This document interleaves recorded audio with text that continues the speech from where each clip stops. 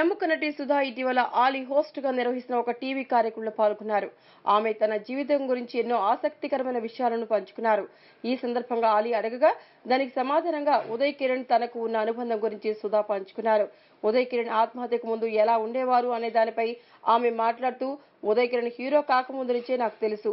చాలా సినిమాల్లో వాడికి అమ్మగా నటించా. చాలా మంచివాడు.